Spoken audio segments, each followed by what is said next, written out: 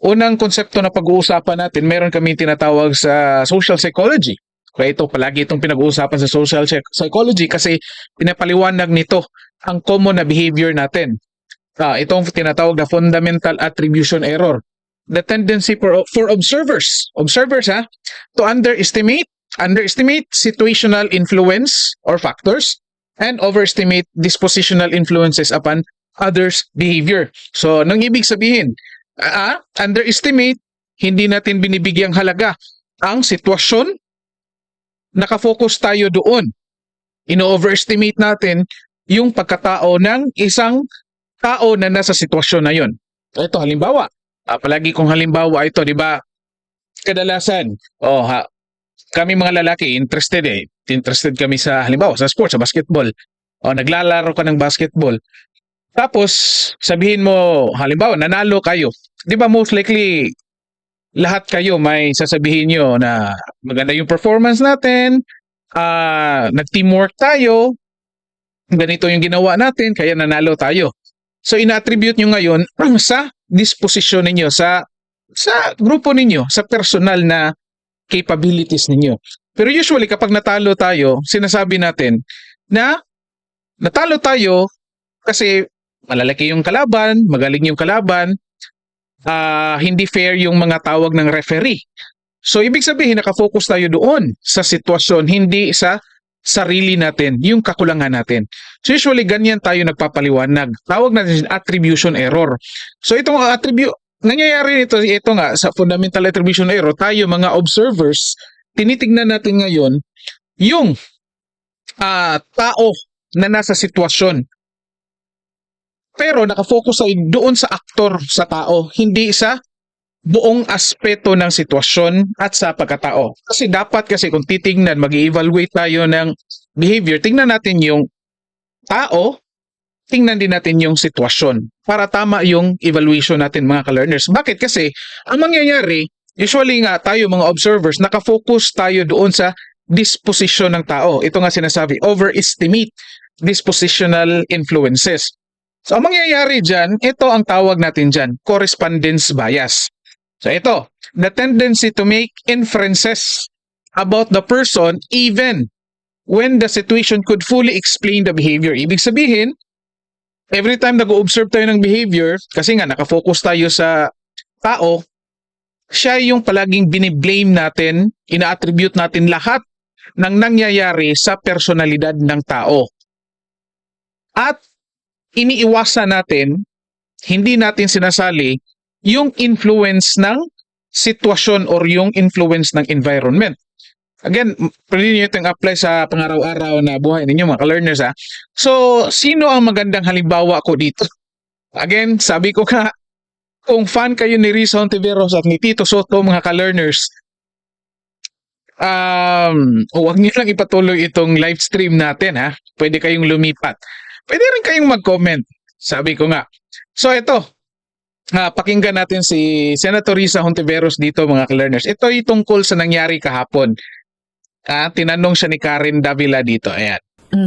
What was the ideal and more dignified situation? Yes, dignified please. And we have precedents of dignified na mga nangyari. Nung dati, may mga sitting senators na hinaina ng warrant of arrest. We have the cases of the late former Senator Juan Ponce Enrile, former Senator now Representative Laila de Lima, former Senator Sani Trillanes, na nung inihain yung warrant sa kanila, sila mismo ay sumuko. And hinarap nila yung proseso.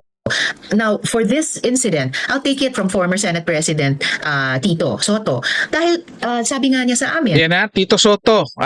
Siya nagsagot sa interview, tapos ito din daw sabi ni Tito Soto. Mamaya may ano tayo kay Tito Soto. To make it of record, kinommunicate sa kanya na may dadalhing warrant ang NBI. So, he instructed them in turn, okay, makipag-coordinate kayo sa Office of the Senate Sergeant at Arms. As pinaalala niya sa amin, there was a previous, not warrant ba yun or subpoena mula naman sa CIDG ng PNP, and he had told them the same instructions earlier, mag-coordinate kayo sa OSAA.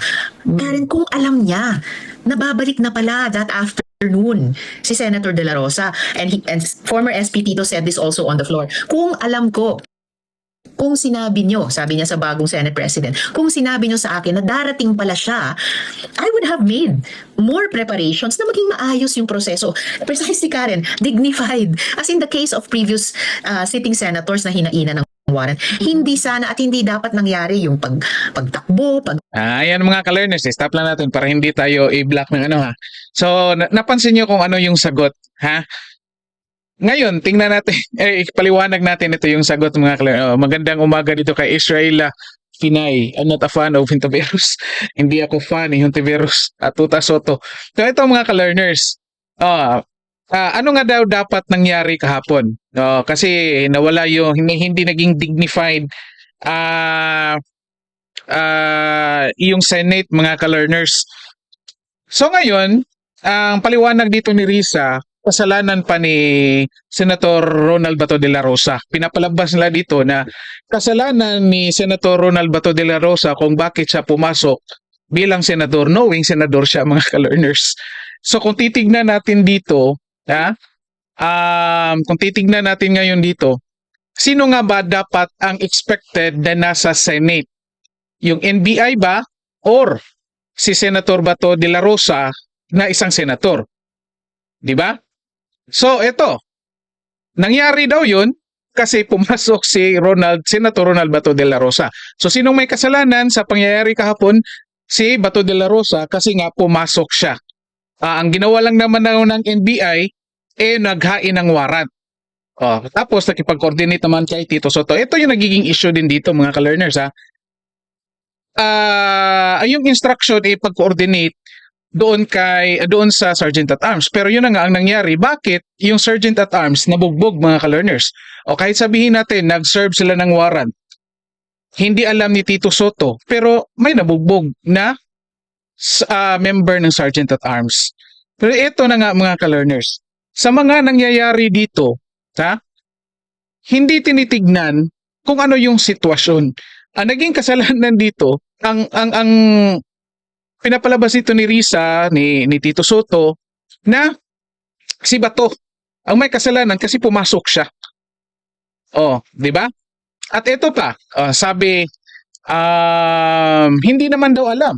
Nakipag-coordinate, kung nagpaalam lang,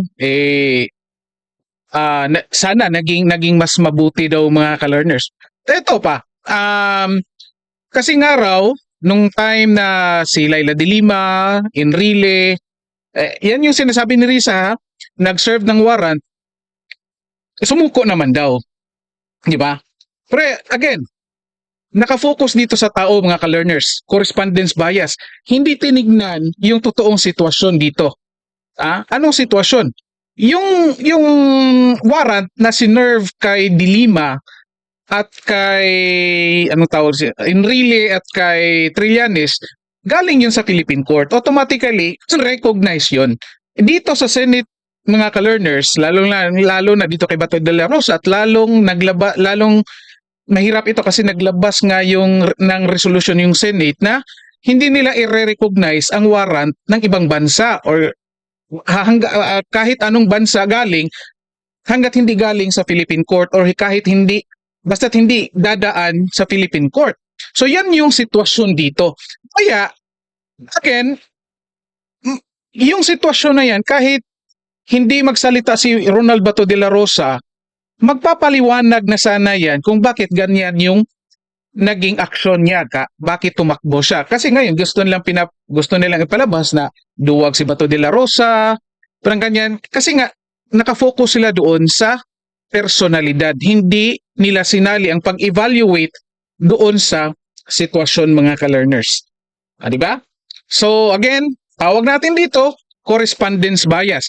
Now, exclusive lang ba ito sa kay Senator Risa Hontiveros at kay Tito Soto? Of course, hindi. Sabi ko nga, pwede natin gamitin ito sa pang-araw-araw natin na buhay kasi madalas din tayong nagpapakita ng ganito mga ka-learners.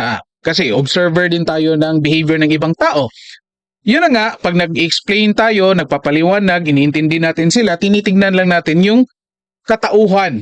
Hindi natin sinasali. Ibig ko sabihin dito, dapat isali natin sa pag-evaluate natin yung sitwasyon ng tao kung bakit siya ganito, bakit siya nagpapakita ng ganito, anong nangyayari, anong sitwasyon mga ka-learners. Okay? So ito, punta tayo dito